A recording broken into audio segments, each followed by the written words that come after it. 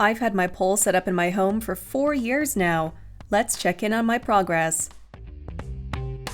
And lo, as the prophecies hath foretold, did Kelsey return to YouTube to post her yearly progress update.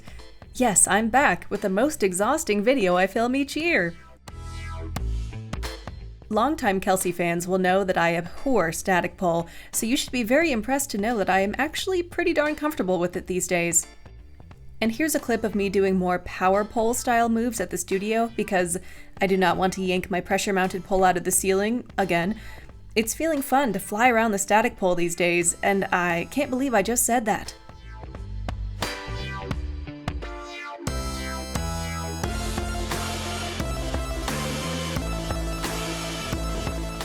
Longtime Kelsey fans will also know that I hate handstands, but check it out, baby! A butterfly handstand!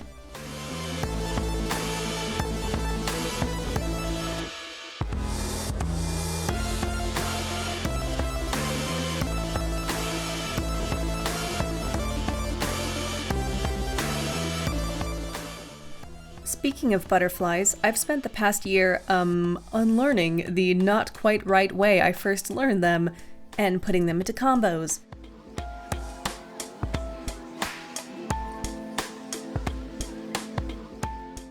And apparently still getting stuck in a Superman if I'm more than half an inch off the ground. The amount of terror I feel in the butterfly position has not lessened one bit over the years, though. And I still find them very easy to mess up.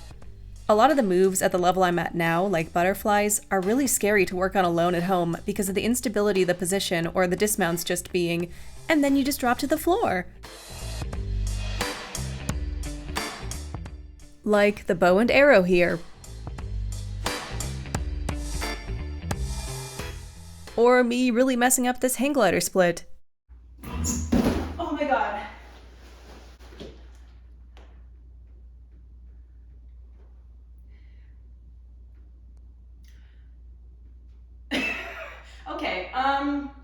Okay. Let's all just settle down for a second, alright? Do not think to yourself that having 4 years of experience means I'm getting rid of my mat. In fact, I need it now more than ever.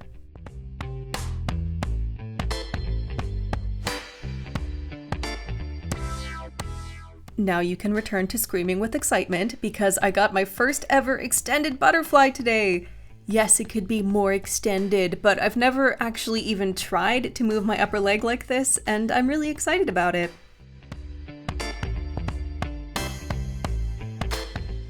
I now have so many tricks in my non-existent pockets that this video is just a selection of things I wanted to show off in the moment, but as I'm sitting here editing, I'm going, I should have done that one. What about that one? That feels pretty cool. It also means I tried a bit too much to look impressive in this video, like with this no hands genie. Why am I so high? Stop!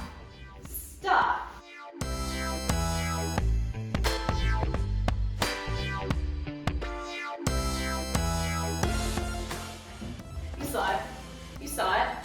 It's like 20 seconds. I do try to film little snippets of things that I showed in my previous videos, just in case I surprise us all and bust one of them out or something. In this case, my hands-only climb continues to look worse now than it did in my 1 year of progress video, although I haven't worked on it since the last progress video. But look at this! It's a seahorse! For real!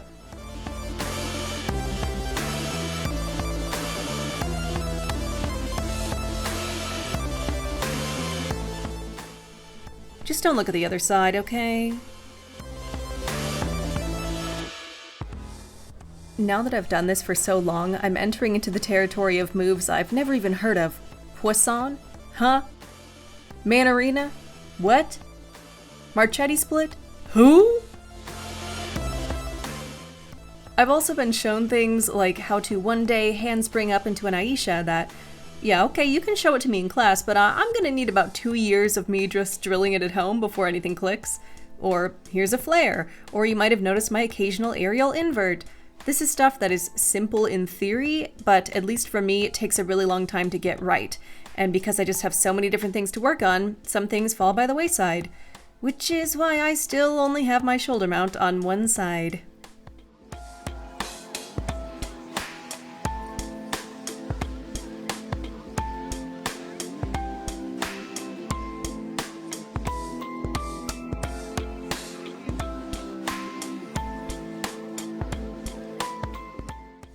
Even my conditioning is scary and hard now.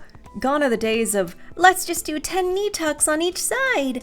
Now it's like, caterpillar handstand push-ups, go! Circus climb, come on!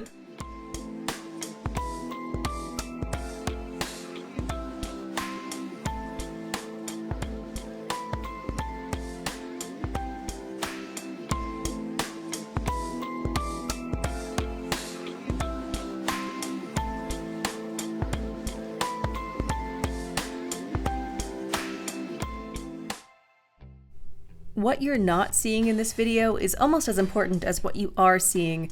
Remember, this is kind of a highlight reel of all the cool shit I've learned over the past year. But notice what's not in here? Aisha, aerial ballerina. I've mentioned them in each progress video and I still can't do them. Or things like brass monkey that are staples of the intermediate level. Most of the time, I'm talking like 60% or more, I am the only one in a pole class that can't get a certain move. Or there's supposed to be a certain entrance into the move and I have to modify it because I can't reliably shoulder mount or do a handstand. I'm frequently the only one dragging the mat out. Sometimes when I mention that pole is hard for me, I'm met with, "You're being too hard on yourself, don't be so self-deprecating." But I don't see it that way. I'm expressing that this sport is hard, and that's okay. At this point, I have very much accepted that there are tricks that my body is either the quote-unquote wrong proportion for, or that I have to work harder at because of my hyperflexible elbows, or that I'll probably never get because of my super sweaty feet. Looking at you, foot mount. I have been shown certain moves over and over by a dozen different instructors, and the outcome is always the same. I'll try it another 20 times, continue to fail at it, and then move on with my life.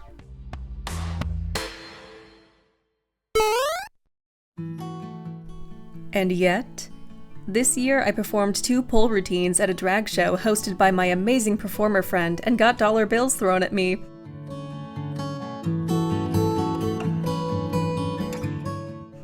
I went to a pole studio in Stockholm, Sweden, where I learned you have to pay to rent a cleaning rag. I tried aerial chains and bruised the ever-loving daylights out of my everything.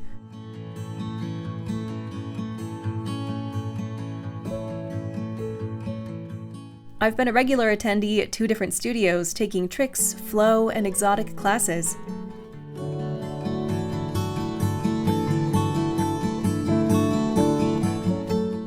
Pole is super hard, often embarrassing, frequently demoralizing, and rough on my poor body. It's also the key to my current social life, the reason I'm built like a tank, and the thing that has connected me to all of you amazing people all over the world. I'm gonna keep doing this sport for as long as I can. But now, I'm gonna go take an ibuprofen. Bye!